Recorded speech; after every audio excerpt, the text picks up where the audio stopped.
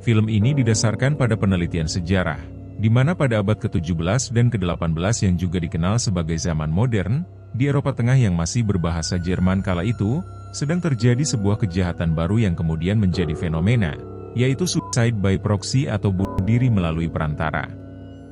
Suicide by proxy adalah istilah yang digunakan untuk menggambarkan situasi di mana seseorang yang ingin bunuh diri, menggunakan orang lain untuk mengakhiri hidupnya, biasanya dengan cara memanipulasi atau memprovokasi orang tersebut agar membunuhnya. Orang-orang yang melakukan suicide by proxy biasanya adalah karena merasa terjebak atau putus asa, dan tidak mampu mengakhiri hidup mereka sendiri secara langsung, sehingga mereka menciptakan situasi yang menyebabkan orang lainlah yang akan melakukan tindakan fatal tersebut terhadap diri mereka. Pada umumnya orang-orang yang ingin bunuh diri, takut pada kutukan abadi yang menyertai bunuh diri langsung, jadi mereka menciptakan jalan memutar. Caranya adalah mereka melakukan suatu kejahatan berat, lalu kemudian segera menyerahkan diri kepada pihak berwenang dan menuntut eksekusi atas diri mereka sendiri. Para pelaku berharap bahwa setelah pertobatan, pengakuan dosa, ekaristi, dan eksekusi publik yang dibingkai secara religius, mereka akan memperoleh keselamatan. Kejahatan ini sebagian besar dilakukan oleh wanita.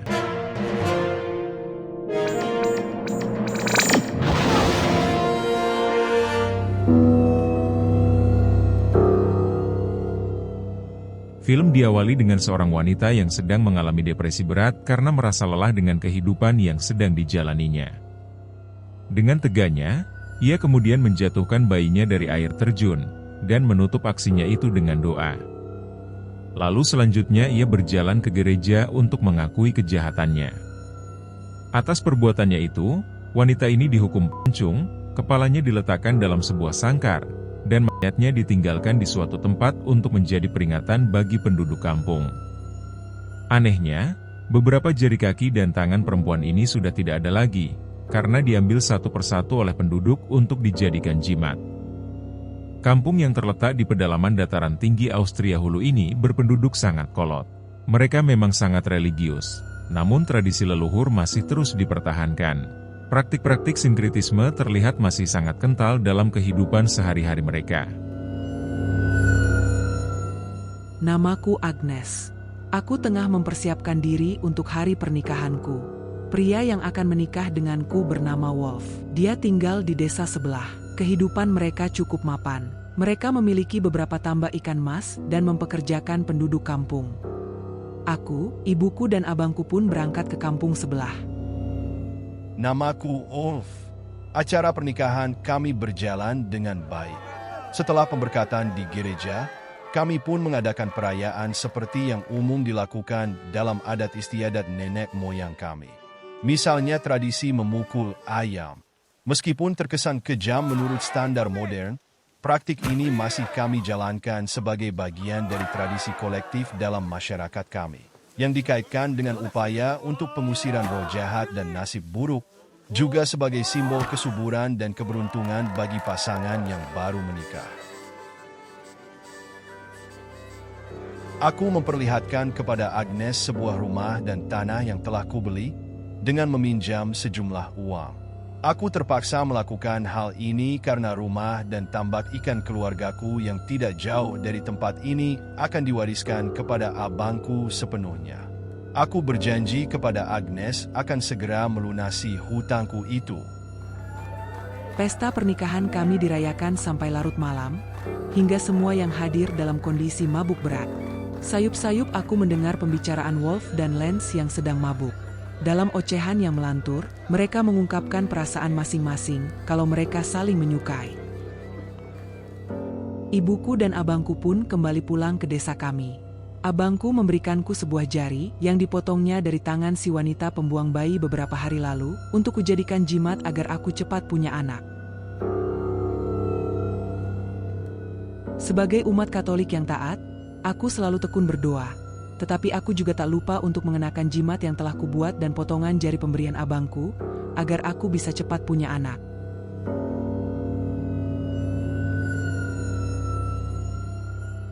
Ini adalah malam pertama kami. Wolf pulang dalam keadaan mabuk. Aku mencoba untuk merangsangnya agar dia meniduriku. Namun ia gagal untuk ereksi dan malahan tertidur. Paginya aku melihat Wolf sudah tidak ada. Aku pun segera mencarinya di sekitar rumah. Dia tidak ada. Aku menduga Wolf pergi ke tambak ikan keluarganya. Dengan memberanikan diri, aku pun mencoba untuk mencari di mana tambak ikan keluarganya itu berada. Desa ini masih terlalu baru bagiku. Aku tidak mengenal kawasan ini. Aku bertemu dengan seorang wanita dan 2 anak, dan meminta mereka untuk menuntunku ke tambak ikan keluarga Wolf. Kedua anak ini mulai menuntunku melewati hutan, tetapi mereka lari dan bersembunyi, meninggalkanku tersesat. Aku tak sengaja menemukan tempat di mana mayat si wanita pembuang bayi berada.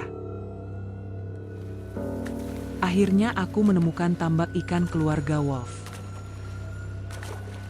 Aku tak menyangka Agnes berani datang sendirian melintasi hutan yang baginya masih baru. Dia segera membantu kami. Aku melihatnya kewalahan. Sepertinya dia tidak terbiasa kerja keras. Ibuku adalah seorang pekerja keras. Ia mengkritik dengan tegas kelambanan Agnes. Ketika lonceng gereja berbunyi, kami pun serentak berdoa secara pribadi. Dalam agama kami, lonceng gereja sering dibunyikan untuk menandai waktu tentu bagi doa harian atau angelus yang biasanya dilakukan pada pagi, siang, dan sore hari. Pembunyian lonceng ini mengingatkan kami untuk berhenti sejenak dalam aktivitas kami dan mengarahkan perhatian kepada Tuhan. Lonceng ini memiliki tujuan untuk membantu kami menjaga kehidupan spiritual yang teratur dan terhubung dengan Tuhan dalam doa. Agnes tampak begitu religius. Namun ibuku sedikit memperlihatkan penolakannya terhadap Agnes. Sikapnya begitu dingin. Aku kasihan pada Agnes. Senja pun tiba, dan kami pun pulang. Aku bisa melihat Agnes sangat kelelahan. Aku memintanya untuk mengingat jalan ini agar besok tidak tersesat. Aku mencoba menjadi istri yang baik. Seperti layaknya wanita di desa kami, aku rajin memperhatikan ternak peliharaan kami. Aku juga memasak makanan untuk Wolf. Namun ibunya selalu mendikteku. Dia memintaku setiap kali memasak makanan untuk Wolf, aku harus mengucapkan 10 kali doa Bapa kami untuk makanan itu agar Wolf menyukainya. Dia juga mengkritik bagaimana caraku menata perabot dapur, bagaimana aku menyimpan perbekalan bahan makanan. Semua pekerjaanku dievaluasi oleh ibu mertuaku ini. Baginya, semua yang kukerjakan ini tampak tidak ada yang beres. Setelah ibu mertuaku pulang, seperti biasa aku pun berdoa, namun juga tetap mengenakan jimatku. Wolf kembali tidak tertarik untuk berhubungan denganku. Aku merasa ada yang salah. Apakah aku kurang becus sebagai seorang istri, atau karena ada yang lain? Terkadang aku pergi ke gereja untuk berdoa minta anak di depan patung lilin bayi Yesus. Seperti biasa, pada siang hari para wanita di desa kami akan pergi ke sungai untuk mencuci kain bersama-sama. Aku bisa merasakan kebahagiaan yang dirasakan oleh wanita hamil ini. Dia memberiku jepit rambut yang terbuat dari duri ikan mas. Wanita ini menunjukkan kepadaku suatu tempat di mana dia sering menyepi untuk menenangkan dirinya. Aku terlalu asik menikmati ketenangan alam di sekitarku. Tanpa kusadari hari sudah mulai gelap. Aku pun bergegas pulang. Aku terkejut melihat ibu mertuaku sudah menyiapkan makanan untuk Wolf. Aku merasa bersalah. Aku berbohong dengan mengatakan aku baru saja dari gereja. Ibu mertuaku pun merepet. Dia kembali mengoreksiku. Rangkaian bunga yang kubuat ini dibilangnya sampah. Wolf kembali keluar malam. Alasannya kali ini adalah untuk memotong kayu bagi pastor.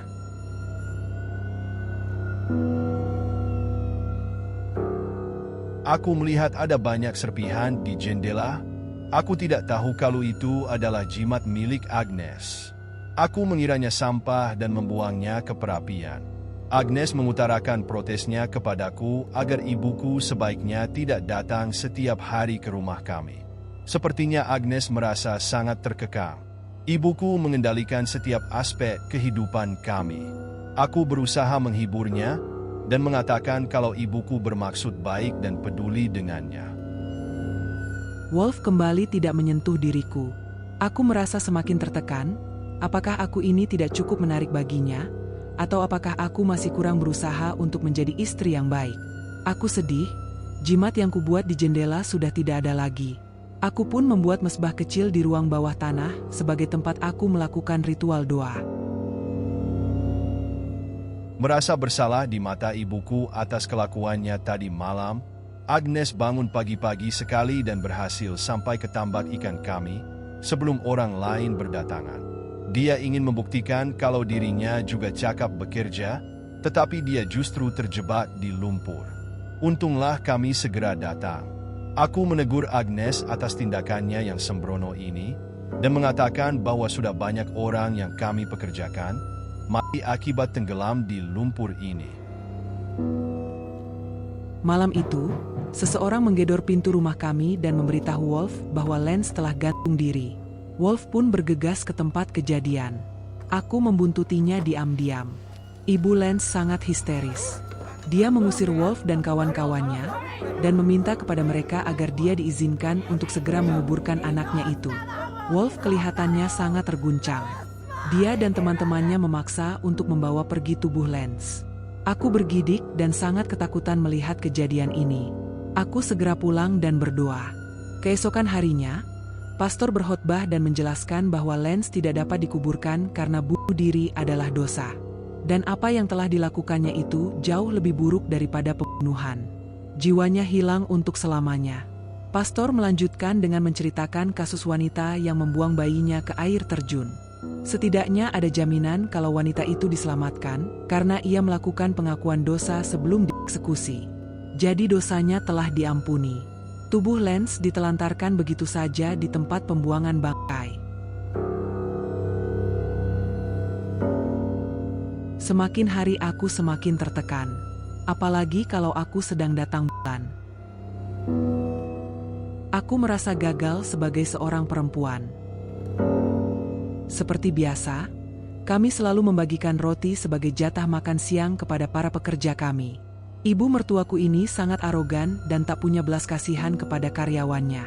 Aku pun diperlakukannya sama seperti mereka. Aku tidak tahu harus bagaimana. Aku marah pada diriku sendiri. Aku merasa terperangkap dalam kehidupan yang rasanya sulit buatku untuk beradaptasi. Saat berjalan pulang, aku melukai diriku sendiri dengan menyayat-nyayat lidahku, lalu berbaring di dekat mayat wanita si pembuang bayi. Aku berusaha untuk menenangkan pergolakan batinku. Terlintas di benakku untuk mengikuti apa yang telah dilakukan oleh wanita ini.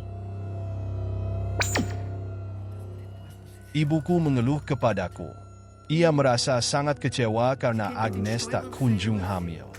Bagi ibuku itu sangat membebani dirinya. Ibuku mengatakan tidaklah pantas jika aku tidak tahu apa yang Agnes lakukan sepanjang hari. Menurut ibuku, Agnes tidak memiliki rasa hormat kepadaku. Kandang tidak diurus dan makanan tidak dimasak.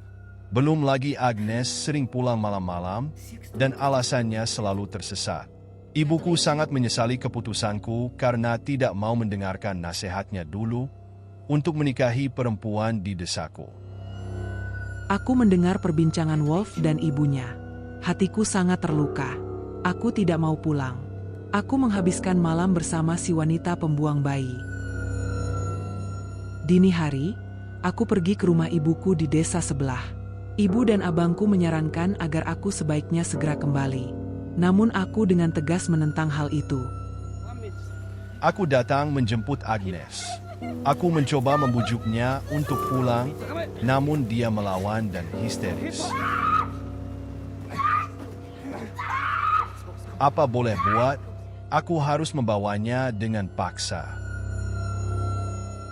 Aku semakin putus asa dan menolak untuk bangun atau mengerjakan tugas sehari-hariku sebagai seorang istri. Makanan kubiarkan membusuk dan kambing-kambing menjadi sakit dan terinfeksi, sehingga terpaksa harus disembelih. Ibu mertuaku sangat marah.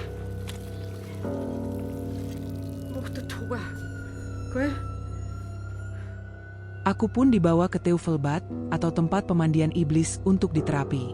Teufelbad adalah tempat pemandian air panas yang dianggap mistis dan dipercaya dapat menyucikan seseorang dari kenajisan dan kutukan. Seorang barbier yang mengelola tempat ini mengambil beberapa helai rambut ekor kuda untuk dijahitkan ke tengkuku. Tujuannya adalah untuk mengusir keluar depresi atau melankolis yang sedang kualami. Barbier memintaku untuk terus-menerus menggeser rambut tersebut ke kiri dan ke kanan agar lukanya membusuk dan bernanah, sehingga dengan demikian racun penyebab depresi di kepalaku akan keluar dengan sendirinya sampai habis. Dalam perjalanan pulang, aku melihat seorang bayi sedang menangis dan dibiarkan terlantar di pinggir sungai. Karena kasihan dan merasa bahwa ini adalah berkat dari Tuhan, aku pun membawa bayi itu pulang. Sesampainya di rumah, Wolf dan ibunya memarahiku dan memintaku untuk segera mengembalikan bayi tersebut ke tempatnya. Aku pun segera kembali. Ternyata benar, aku mendengar suara sepasang suami istri yang lagi panik dan sedang mencari bayi mereka. Nyaris saja aku membuat kesalahan. Tak bisa kupungkiri kalau aku memang punya kelainan. Tewasnya Lance membuatku merasa separuh jiwaku turut mati bersamanya. Aku sering menghabiskan waktu untuk mabuk-mabukan dan berpesta, sambil menari-nari bersama para pria, dan pulang larut malam. Duniaku dan dunia Wolf rasanya kian jauh. Dia asik dengan dirinya sendiri, sementara aku terperangkap dalam kesedihan yang tak berujung. Aku nekat menelan beberapa colek salep racun tikus. Aku semakin terobsesi untuk punya anak. Aku nekat mencuri patung lilin bayi Yesus di gereja melalui lorong bawah tanah dan membawanya ke rumahku. Tanpa kusadari, patung lilin itu meleleh dan aku pun panik. Depresi yang kualami justru semakin parah. Rambut ekor kuda yang terjahit di tengkuku sama sekali tak membuahkan hasil. Aku malahan mulai berhalusinasi. Aku semakin ingin mengakhiri hidupku. Salep racun tikus kembali kumakan. Keadaan kami semakin berantakan. Agnes semakin tak karuan dan selalu berbaring di tempat tidur. Aku prihatin melihat kondisinya. Aku bermaksud untuk memanggil barbier di pemandian iblis. Namun Agnes melarangku. Didera rasa sakit dan muntah-muntah, ia memohon padaku untuk mencarikan pastor. Agnes bermaksud ingin melakukan pengakuan dosa. Aku pun segera pergi, namun sayangnya pastor sedang tidak di tempat dan akan kembali besok. Merasa putus asa karena takut akan mati tanpa melakukan pengakuan dosa, Agnes pun mengakui bahwa ia telah memakan racun tikus. Aku pun segera memaksa Agnes untuk memuntahkannya. Keesokan paginya, ibuku datang dan membersihkan Agnes. Aku membawanya kembali ke peternakan ibunya. Aku mengakui kalau diriku gagal dan tidak bisa menyelesaikan tugasku sebagai keluarga. Aku bermaksud mengembalikan Agnes dalam asuhan keluarganya. Aku menceritakan apa yang telah dilakukan Agnes selama ini. Keluarganya sangat terkejut mendengar ceritaku.